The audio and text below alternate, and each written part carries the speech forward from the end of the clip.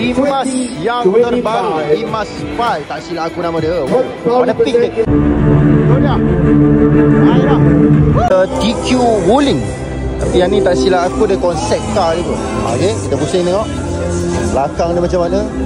Dah macam kereta Batman lah. Pintu tu boleh buka tutup ke? Mesti tak boleh kan? Apa nama dia?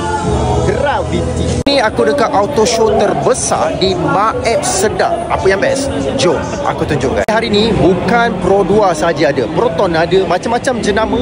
Memang banyaknya EV dilancarkan hari ni dekat Maep Sedap. Wow, ada robot lah dekat sini. Tesla lah. Jomlah kita pusing dulu. Wow.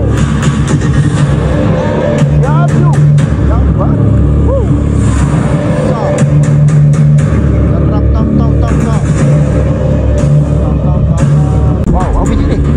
Merah depan, belakang putih. Ada dua color ni. Hitam, lain merah. Wow, style. Jadi, putih, lain merah. Eh, ramai pula je Mini Cooper ni. Dua biji. Macam sama warna dia. Merah hitam kot. Sama.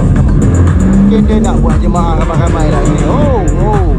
Turquoise. Lampu dia ni dah macam lain sikit Mini Cooper kali ni. Warna pun menarik juga betul. Wah, tengah pacak tu. Tengah pacak dia. Convertible dia dah buka dah. Nah.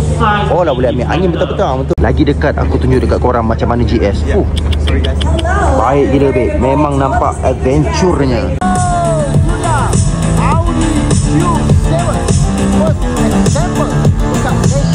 Faham tau. Tadi aku dengar dia buat dekat Faham.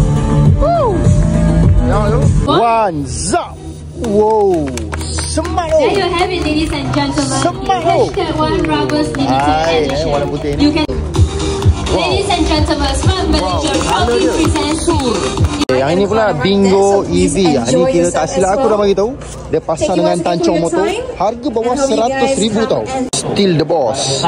Raja jalanan. Myvi tetap di showcase. Daripada belakang Imas 5. Tengok tu. Baik tu. Say hello to the all new Ion. Presenting to you Malaysia's first ever plug-in hybrid MPV GAC at a PHEV.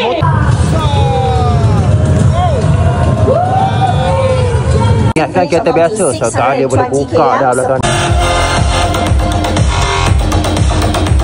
10 pagi sampai 10 malam. Masuk sini RM20 tak silap aku. Untuk kanak-kanak dan warga emas percuma saja. Apa pendapat korang? Baik datang tak auto show dekat Maep ni? Komen.